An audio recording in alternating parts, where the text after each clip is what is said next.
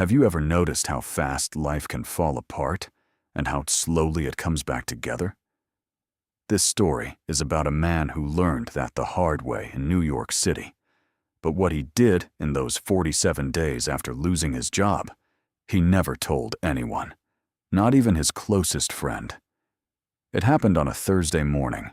Daniel stood inside a glass office in Manhattan, holding a coffee he didn't finish. His boss didn't even look up. "Company restructuring," he said. That sentence. That's all it took. No warning. No second chance. Just like that, he was done. Outside, New York didn't care.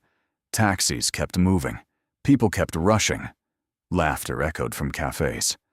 But Daniel, he just stood there, because one thought kept repeating in his head.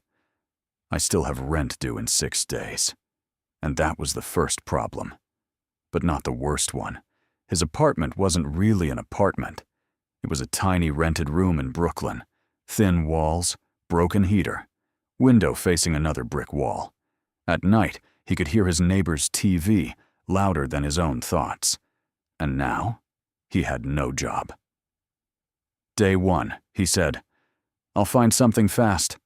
Day 3, he stopped opening emails. Day 7, he started skipping meals.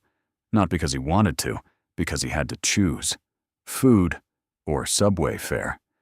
But here's the part he never told anyone.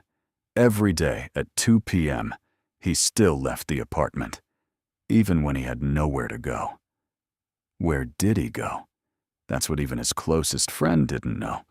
He would sit in Washington Square Park, same bench, same spot, watching people, artists drawing strangers, photographers chasing light, musicians earning tips in cups.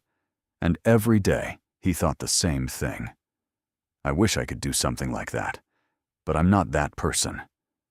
Until one afternoon, something happened. A street photographer dropped his camera. It cracked. He looked stressed, panicking, almost crying. And Daniel did something strange. He helped him fix it, not because he knew how, but because he just tried. That photographer looked at him and said, "You know cameras?" Daniel shook his head. "No." Then paused. "But I like them." That was the first time he said it out loud. "I like them." Not "I used to." Not "maybe someday." Just now. The photographer gave him something before leaving. An old spare camera, half working, nothing special. And said, "If you're going to be broke anyway, at least be broke doing something you like." That night, Daniel didn't sleep. He just sat at the small wooden table in his Brooklyn room and stared at the camera for hours. Not because it was valuable, but because broken things always made him think more clearly than whole ones.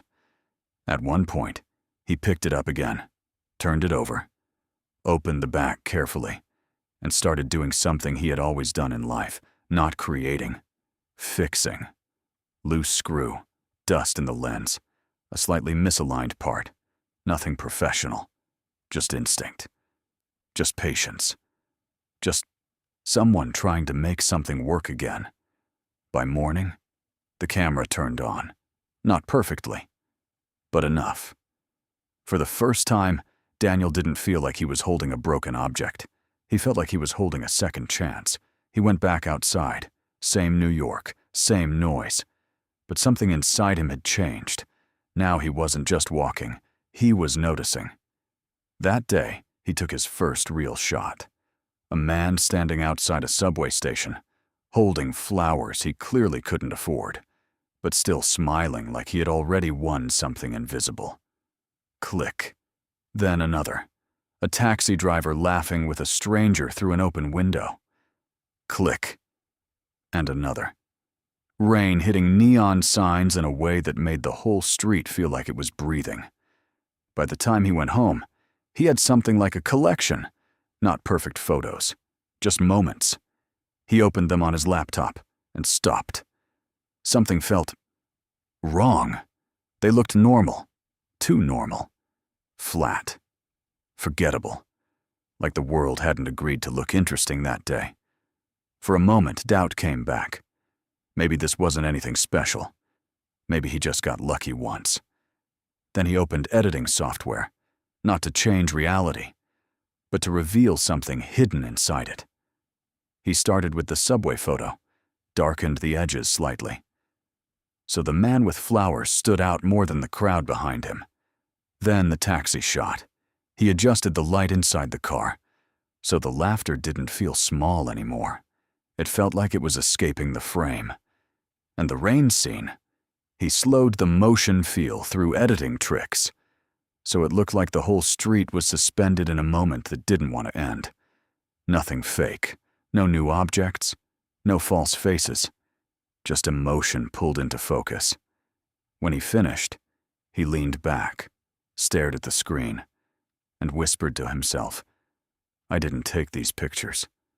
I found them." He posted one image online, closed his laptop, and waited for nothing, because expecting something in New York usually meant disappointment. But this time, something strange happened. A message appeared, then another, then 5 more.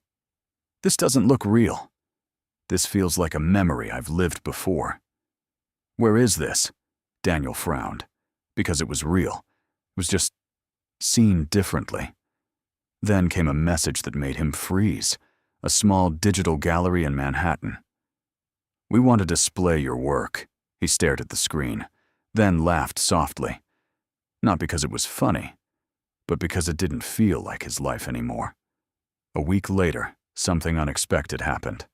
One of his edited photos started spreading online. Not the sharpest one, not the most perfect one, but the most emotional one. A simple street scene that now looked like a movie still from a life people wished they had lived. And that's when Daniel understood something he didn't have words for yet. He wasn't changing reality. He was changing how people felt reality. And in a city like New York, that was more powerful than anything else. Sometimes life doesn't end. It changes direction. Losing your job is not the end of your story. It's just life redirecting you to a path you didn't see before. Subscribe and share your struggling story in the comments. Maybe next is yours.